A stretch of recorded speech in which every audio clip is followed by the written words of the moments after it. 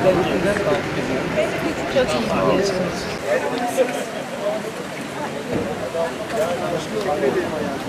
Teşekkür ediyoruz. Böyle bir organize yaptığınız için çok sağ olun. Karbon ayak izi gerçekten hayatımızın en önemli şeyi ve dünya şu an iklim değişimi ve iklimin peşinde gerçekten bunu canlı canlı yaşıyoruz. Ay 500 lira falan yani ne yapıyorsunuz? Adet mi? Evet, adet 8-10 yani öyle çok fazla değil. geri dönüşlerle beraber.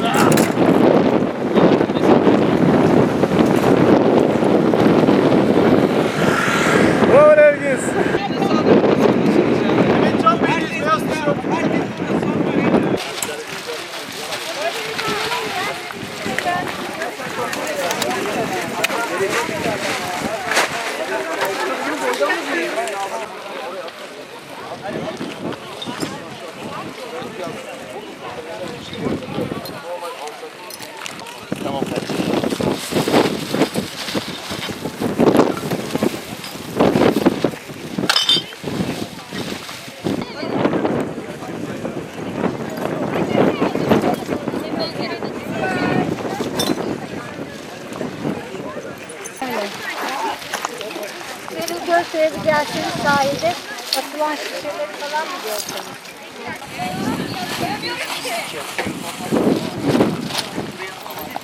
Ya oraya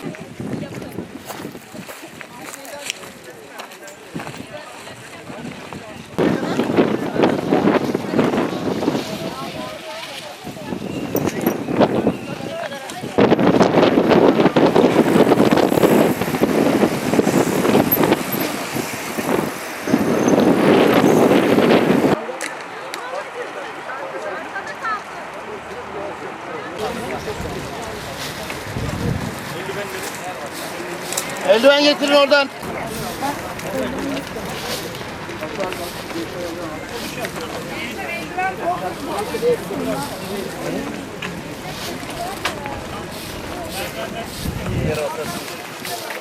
şu tarafa bakıp gelelim dedik.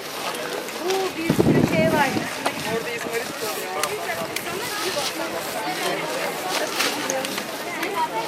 Ya bak burada.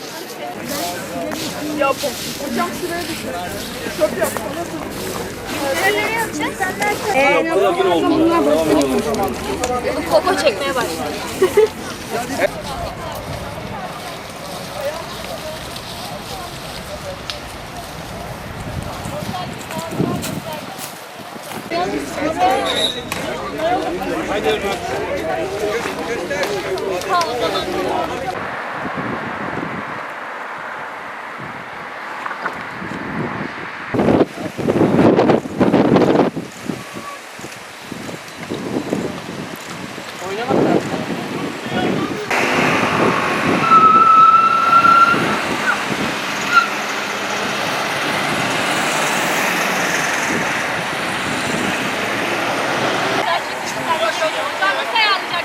Söyleyeceğim bir saniye. Tamam. Hazır ol.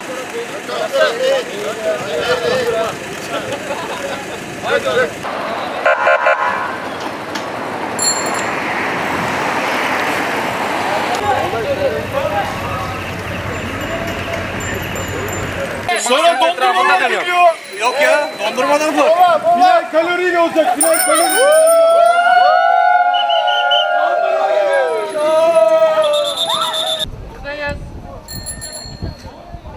pazar günü sabah erkenden uyumayı bırakıp sıcak yataklarından kalkıp Bodrum'da belediye meydanına geldiler ve oradan itibaren yaklaşık 10 kilometrelik bir parkurda bisiklet sürdüler. Şimdi bu işin anlamı tabii ki çok farklı çünkü şu anda dünyada atmosfere yayılan sera gazları bizim geleceğimizi tehdit etmekte. İklim değişiklikleri gündemde. Her gün başka bir sürprizle karşılaşıyoruz. Bazen aşırı seller her tarafı tehdit ediyor. Bazen fırtınalar, kasırgalar insanların hayatını, canını, malını tehdit ediyor. O yüzden sera gazı azaltımının tek yolu da motorlu taşıtlardan ve sıvı yakıtlardan ve katı yakıtlardan dünyayı mümkün olduğu kadar arındırmak. Biz de bu bisiklet etkinliğiyle araç kullanmayın, bisiklete binin ve dünyaya bıraktığınız karbon ayak izini küçültün mesajını vermek istiyoruz. Bir taraftan Tema Vakfı da işin içerisinde. Belediyemiz, Bodrum Bisiklet Kulübü ve Tema Vakfı bu etkinliği düzenliyor ortak bir şekilde.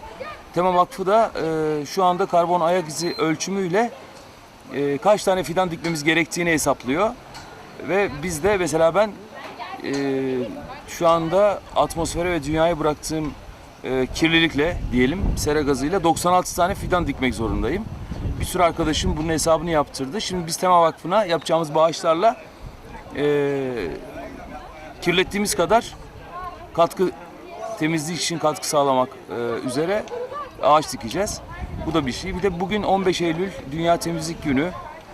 Maalesef dünyada yaşayan insanlarımız, Bodrum'da da bu böyle. Çevre temizliği konusunda biraz gevşek davranıyorlar. Özellikle Bodrum'da herkes eline ne geçerse sokağa atabiliyor. Ama Bodrum bizim evimiz, sadece dört duvar arası değil. Bütün sokakta evimiz, dağ başı da evimiz, yol kenarı da evimiz, plajlarda evimiz. Bodrum bizim evimiz. İlla binaların içini ev olarak görmeyelim lütfen ve her yeri temiz tutalım.